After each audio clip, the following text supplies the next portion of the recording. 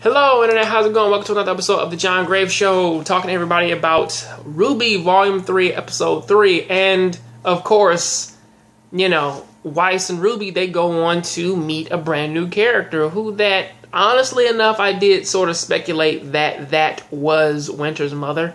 I will be the first to fucking admit that, but yeah, like, it was her sister, Winter, older sister, and apparently she's a part of she does work with the other school and everything, and she is a military leader. And honestly, I do find it crazy though. Well, you do see where her personality comes from, or at least like why, or at least like you do see, man, why where Weiss gets it from in terms of this is my sister, and pretty much like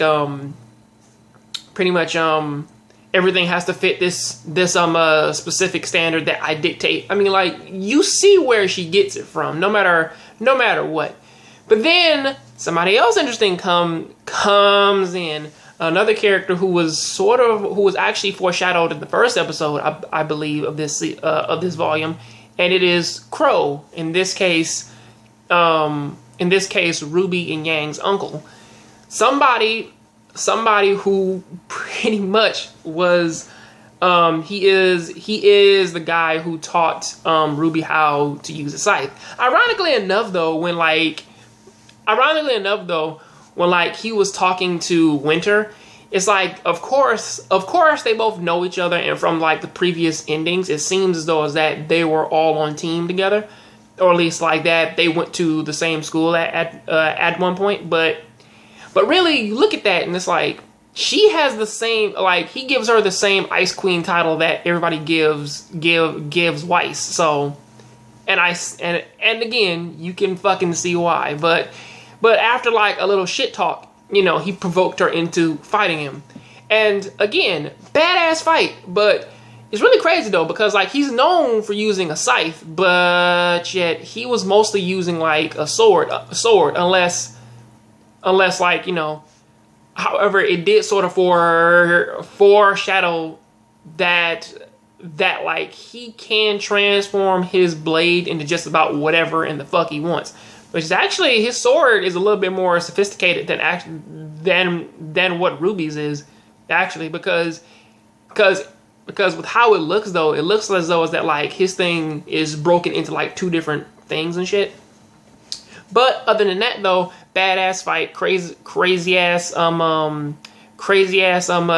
destruction of property and all that power and whatnot and shit.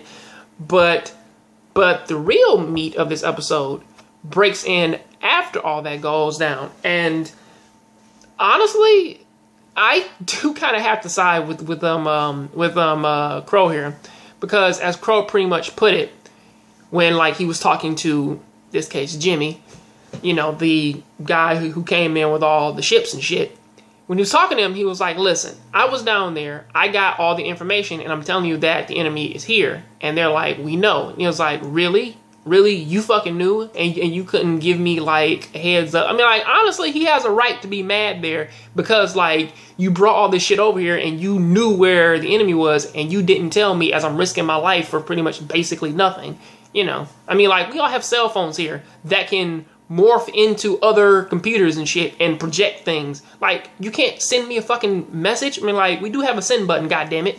But, of course.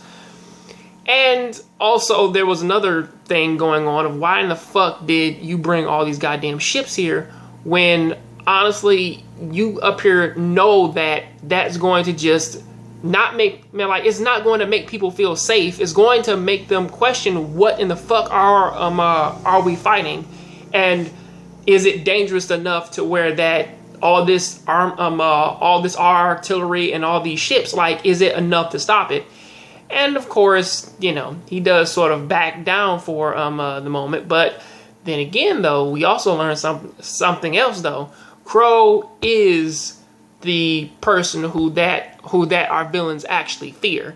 Nobody else so far. They fucking fear Crow, because I do believe either he knows who they actually are, but you know, but like the main lady, she did sort of say that like that they don't know who they are, but But I'm guessing that probably because Crow sort of has been like an eye, or at least like he can easily sort of pick them out or figure them out easily. There's something about him that's actually that actually has them on edge compared to everybody else in the kingdom, or at least like in this school. So that is something to keep in mind. But until then, though, that is what I got to say about that. Please tell me what you think about this down there in the comment section. I'll catch you guys on the next Jongravesshow. Please keep watching anime, keep playing video games. I'm out.